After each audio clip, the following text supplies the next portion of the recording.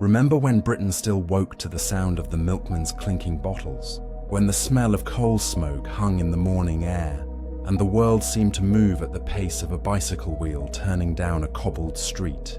The 1950s were a decade of quiet rebuilding, ration books fading, new television sets glowing, and neighbors who knew one another by name.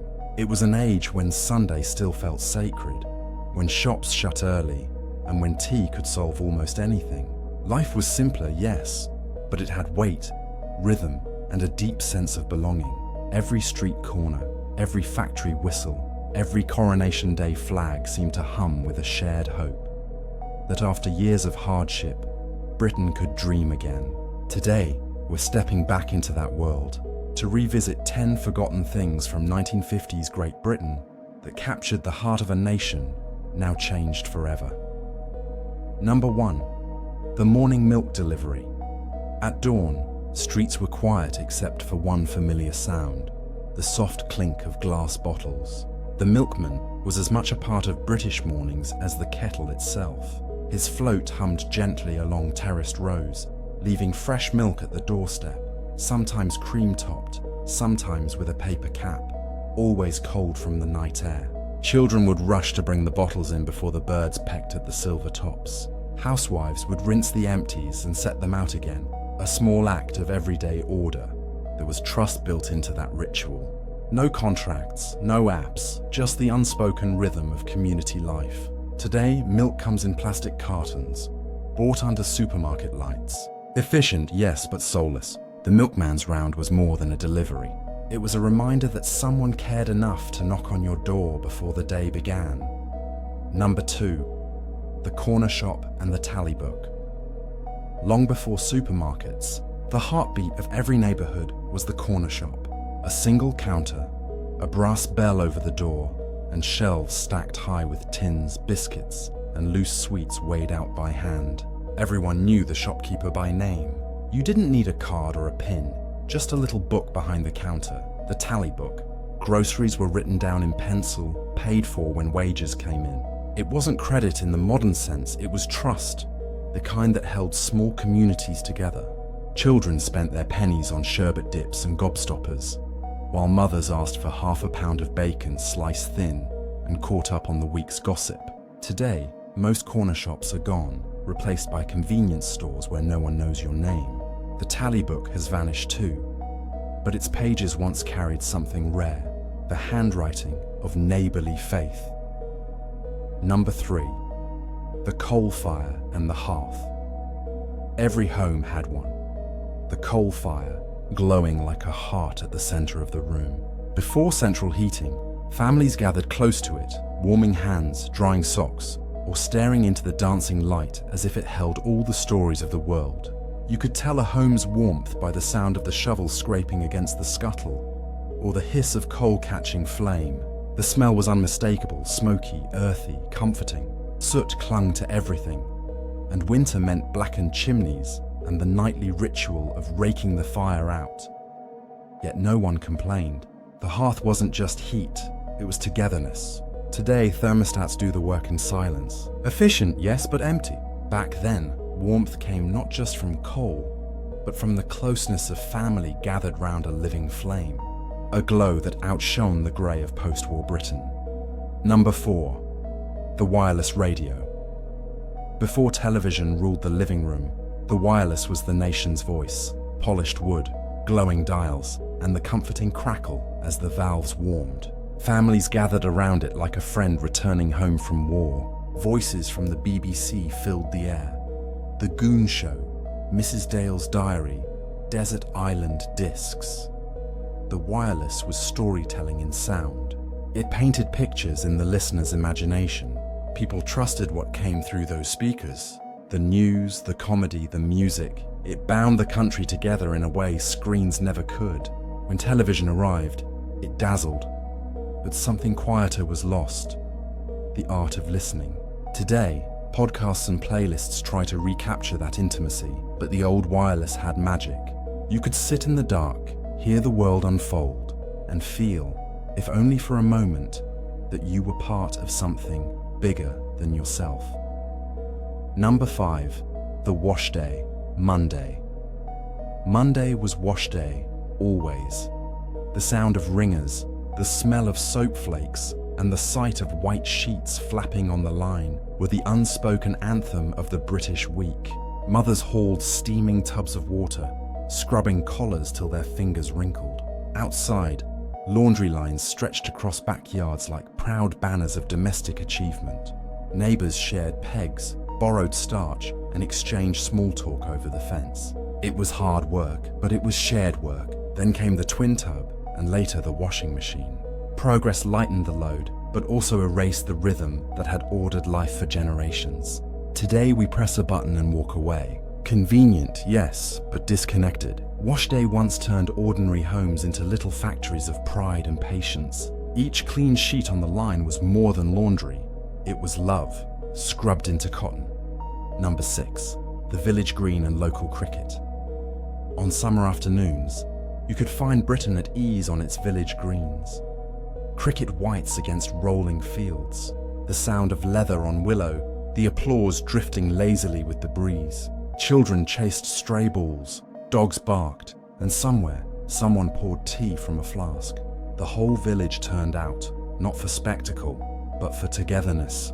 There were no screens, no advertising boards, no commentary.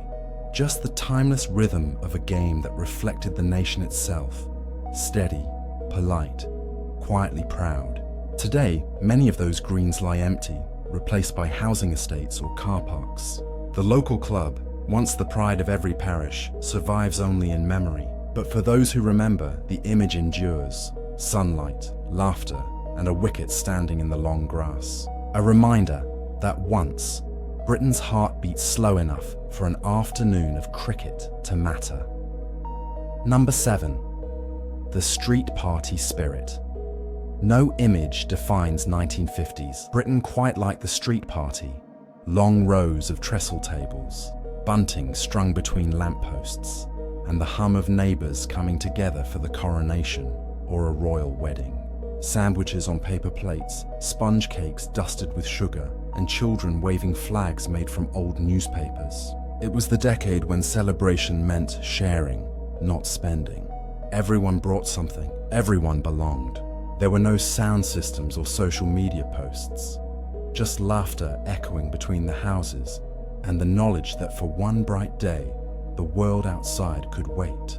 Today, streets are quieter, neighbours strangers. The bunting comes out rarely now, but the spirit of those post-war parties, that handmade joy, stitched together by community, remains one of Britain's most beautiful memories. Proof that rebuilding a nation begins not with bricks, but with people breaking bread together.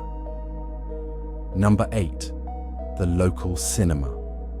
Before television took over, Saturday night at the Pictures was a national ritual. Queuing outside the Odeon or ABC, the smell of tobacco and toffee in the air, couples hand in hand beneath the marquee lights.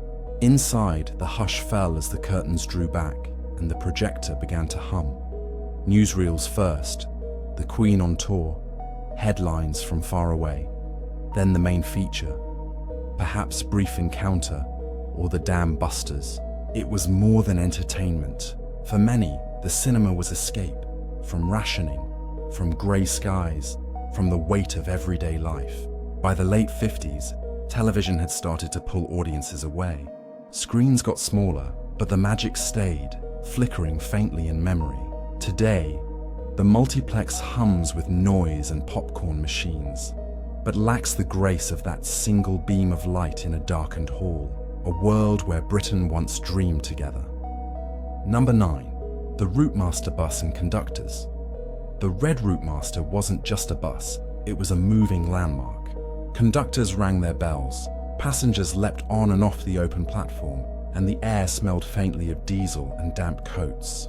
Fares were collected with a click of the ticket machine, and small talk came free with every journey. From London to Leeds, every town had its routes, its familiar stops, its faces seen daily. Bus travel then was communal. You weren't just a passenger, you were part of a city in motion. Today, the conductors are gone, replaced by contactless cards and automated voices. The journey is faster, but somehow lonelier.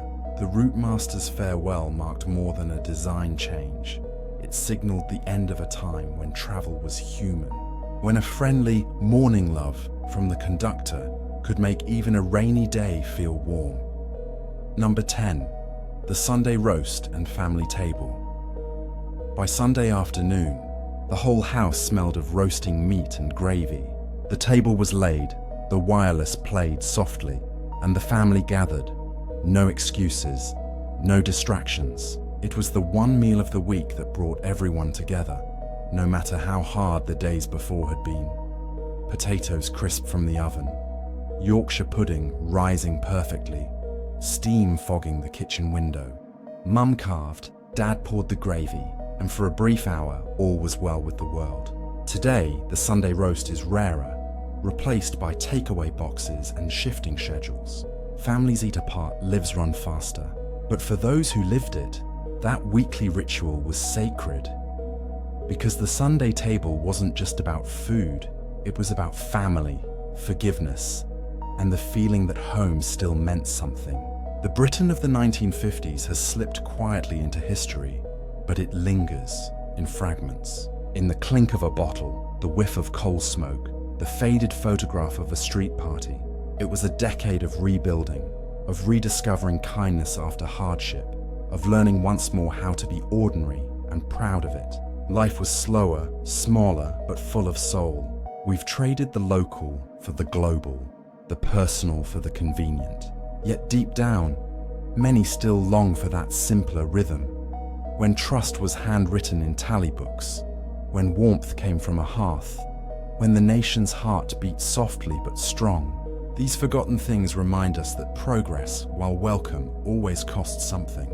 And maybe what we lost wasn't comfort, but connection. If you enjoyed this journey through time, share your memories in the comments below, and subscribe to Britain Rewind, where the voices of old Britain are never truly silent. Because the past doesn't fade, it just waits for someone to remember.